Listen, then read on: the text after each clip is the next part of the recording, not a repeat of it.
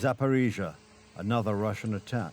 A drone struck a residential building. 19 people were injured. For the victims of Russian airstrikes and missile attacks, grand geopolitics seems irrelevant in the here and now. It is difficult for people to think about peace talks and negotiations when drones and bombs are falling on their heads. I don't know what to think. Looking at what is happening, it doesn't look like a peace plan. It's a plan to destroy and exhaust Ukraine. It's the same on the front line. In death zones several kilometers wide, every living person is a target for thousands of drones hovering in the air. Fewer and fewer people, and thus more and more problems maintaining the line. This is one of the arguments raised by the United States, which is trying to bring about a ceasefire and work out a peace agreement. No concessions means continued war. Continued war means growing losses that neither long-range missiles nor the most modern equipment can fill. Unfortunately, Ukraine will lose territory. It's going, if you look, it's just moving in one direction. So eventually that's land that over the next couple of months might be gotten by Russia anyway. So do you want to fight and lose another 50, 60,000 people? Or do you want to do something now? Kyiv discussed the provisions of the peace plan with Washington. The 28 points became 22. The outcome of these talks is already being commented on by both sides.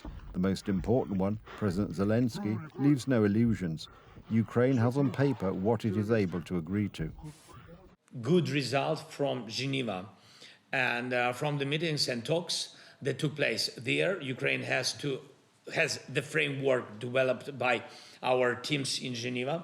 That framework is on the table, and we are ready to move forward together with the United States of America, with personal engagement of President Trump, and with Europe, with leaders, and with all partners who have their strengths. Now the ball is in the Kremlin's court, which in all likelihood will not agree to some of the provisions of the plan. Whether there will be another round of negotiations is unknown. According to US media reports, President Trump's chief advisor who negotiated with Moscow instructed the Kremlin on what tactics to use in the talks. The president himself sees nothing wrong with this, pointing out that this is what negotiations are all about, and that talks with the Ukrainian side are conducted in the same way. They're negotiating, they're trying to get it done. You want to have a border, you can't have a border that goes through a highway or a border that goes through the middle of a town, so that doesn't work. So it's a long, complicated process, and very sad because so many people have been killed. Next week, an American delegation is scheduled to meet President Putin in Moscow. It is unlikely that the Kremlin will agree to all the provisions of the plan developed in Geneva.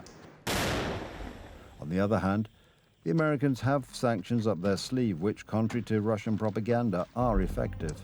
Russia, mainly for economic reasons, is also unable to prolong the war indefinitely.